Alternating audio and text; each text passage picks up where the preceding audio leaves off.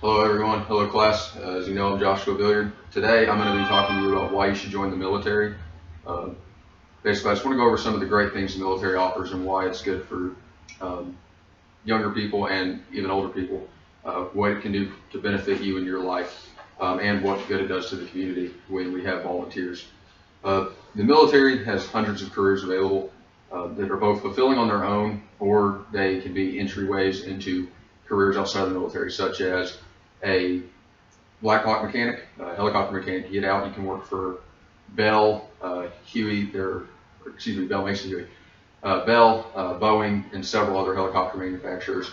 Um, there's also, of course, military police, which of course translates into police officers. There's the medics, which they can come out a little easier for them to switch into that EMT role. It's something they have some knowledge on, even if the certifications don't technically translate to that.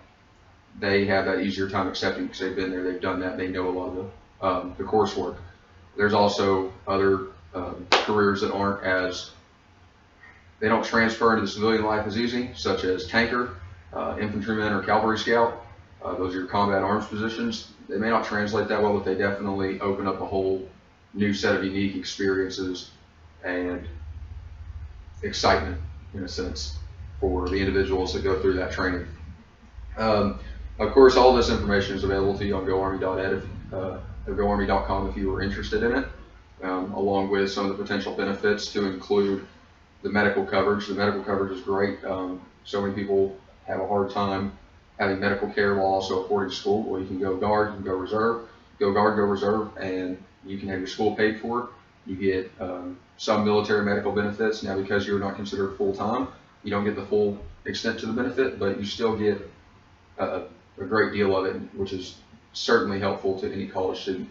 According to VA.gov, in regards to the GI Bill or the post 9/11 GI Bill, or either one, there is usually, when you go to school, especially utilizing that post 9/11, they'll pay for the school in full, and then they'll also send you some money based off certain variables that will help you survive as you are going through college, to just kind of give you that financial support. That way you don't have to try to work full time while attending school. As we all know, especially us that take online courses, it's a little easier to fix it on our schedule better. But for those that go to school in person, you have fixed times. You have to be here at this time. You have to do this at this time. And then, of course, if you're trying to work or have any kind of other part of your life going on, it becomes extremely difficult.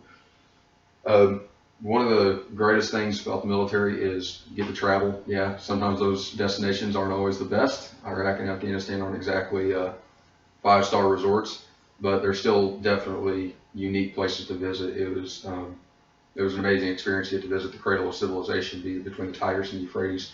Go to cities such as Hilla, Karbala, which is the second holiest city in the Islam religion, second only to Mecca. It was also in Afghanistan. It's just beautiful mountain ranges up there. If it wasn't for all the violence, it would actually be a gorgeous country. Other great things you can do if you're in the Navy, of course, Navy or Marines, a lot of them get to go to Japan. They get to go to Africa, Korea. They go all over the place. They're a little more exotic than the Army is, but Army, so you'll travel a lot of the United States. You'll travel to several other countries. I've done training missions in Kuwait. I've been to Iraq, gone to Germany, Ireland. I can't tell you how many states and what exact states. Been to Canada, and you get to cross-train with militaries from across the world. You get to meet different people and learn different lifestyles, which is certainly exciting. It's something that I treasure as I've gone on in my life, as an experience that I've had. Another great thing is the family that lasts a lifetime. It doesn't matter the generation, what uniform they wore, or what job you had in the military.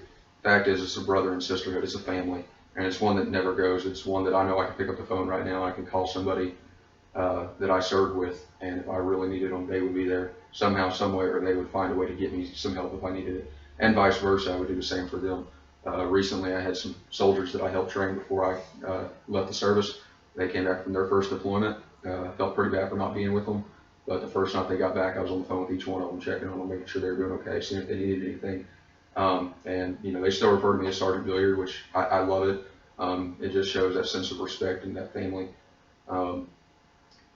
and it's not so much a big head thing. It's just that I clearly did something right to earn that kind of respect from those men.